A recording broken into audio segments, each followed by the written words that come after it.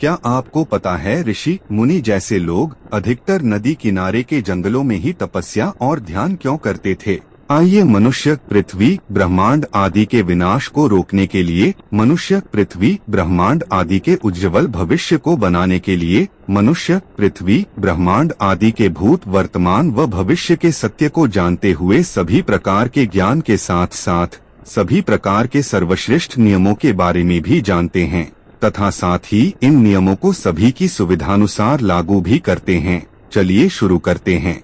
ऋषि मुनि जैसे लोग अधिकतर नदी किनारे के जंगलों में ही तपस्या और ध्यान क्यों करते थे? आइए जानते हैं। उस समय की बात है जब मनुष्य अपना जीवन यापन जंगलों में किया करते थे। तब कुछ लोगों को ब्रह्मांड में उपस्थित सभी चीजों के बारे में गहराई से अध्ययन करने की रुचि इतनी अधिक बढ़ जाती थी कि वो उनकी आदत बन जाती थी। ऐसा करने से उन्हें सुकून मिलता था। गहराई से अध्ययन करने के साथ साथ वे ब्रह्मांड में उपस्थित सभी चीजों का मनुष्य, पृथ्वी, ब्रह्मांड आदि के लिए सदुपयोग कैसे हो, इस बारे में भी सोचते थे।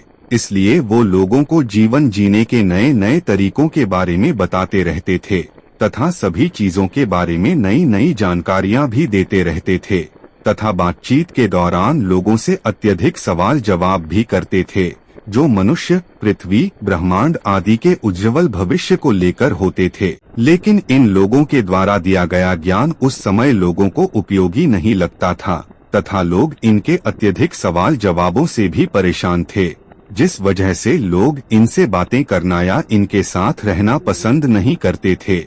इन्हें अपने से दूर रहने के लिए कहते थे। दूर नहीं होने पर इन्हें विभिन्न प्रकार से नुकसान पहुंचाने लगे थे। नुकसान पहुंचने की वजह से इनमें से कुछ लोग अत्यधिक गुस्सा करने लगते थे, जिन्हें लोगों ने ऋषि की उपाधि दे दी तथा नुकसान पहुंचने की वजह से इनमें से कुछ लोग अत्यधिक शांत रहने लगे थे, जिन्हें लोगों ने मुनि की उपाधि दे दी। अंततः ऋषि मुनि जैसे लोगों ने अपने जीवन यापन के लिए अर्थात तपस्या करने के लिए ऐसे स्थानों को खोजना शुरू कर दिया जहां उन्हें सोचने समझने के लिए अर्थात ध्यान करने के लिए एकांत जगह भी मिल जाती थी, खाने के लिए फल आदि भी मिल जाते थे, रोगों के उपचार हेतु औषधियां भी पर्याप्त मात्रा में मिल जाती थी तथा साथ ही जल भी पर्याप्त मात्रा में मिल जाता था।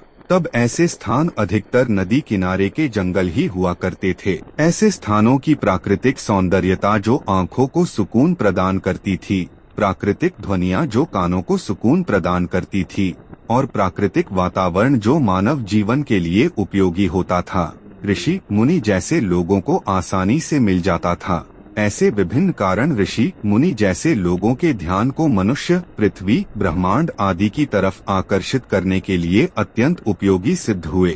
ऐसे स्थानों पर जीवन यापन करने के कारण ऋषि मुनि आदि लोगों का अत्यधिक समय विभिन्न प्रकार के वन्य जीवों, औषधियों, पेड़ पौधों आदि के साथ बीतता था, जिस वजह से ऋषि मुनियों ने जड़ी बूटियों आदि के द्वारा विभिन्न प्रकार के जीवों, पेड़ पौधों आदि की चिकित्सा करने में योग्यता प्राप्त कर ली तथा विभिन्न प्रकार के जंगली जानवरों को मनुष्य के साथ अपनापन महसूस कराने में भी सक्षम हुए और भी कई प्रकार का ज्ञान प्राप्त किया। धीरे धीरे ऋषि मुनि जैसे लोगों की उपलब्धियों के बारे में लोगों को पता चलने लग गया। लोग ऋषि मुनियों से मिलने लगे। कुछ लोग ऋषि मुनियों से ज्ञान प्राप्त करके उसे लोगों में बांटने लगे और अपना नाम रोशन करने लगे, जिन्हें हम योगी, संत, सद्गुरु, आचार्य आदि नामों से जानते हैं। कुछ लोग ऋषि मुनियों के सिद्धांतों, अवधारणाओं आदि पर कार्य करके सफल होने लगे और उसे अपनी खोज बताकर अपना नाम रोशन करने लगे, जिन्हें हम वैज्ञानिक, इंजीनियर आदि नामों से जानते हैं। अभी के लिए बस इतना ही। और हाँ, हमेशा की तरह मनुष्य, पृथ्वी, ब्रह्मांड आदि के विनाश को रोकने के लिए, मनुष्य, पृथ्वी, ब्रह्मांड आदि के उज्जवल भविष्य को बनाने के लिए हमारे साथ जुड़े रहें। जय मनुष्य, जय पृथ्वी, जय ब्रह्मांड। कृपया कमेंट बॉक्स में जरूर बताएं कि आने वाली वीडियो किस टॉपिक के साथ बनाएं। मिलते हैं जल्दी से नए टॉपिक के साथ। और हाँ, यदि आप इस मिशन को सपोर्ट करने के लिए कुछ धनराशि देना चाहते हैं या देने के लिए सक्षम हैं, तो स्क्रीन पर दिए गए QR कोड का उपयोग कर सकते हैं। यदि आप अधिक धनराशि देने के लिए सक्षम हैं, तो देने में घबराइए नहीं। क्योंकि आप सभी लोगों के द्वारा दी गई धनराशि का उपयोग मानव आदि के कल्याण के लिए किया जाता है, वो भी कल्कि भगवान के सानिध्य में।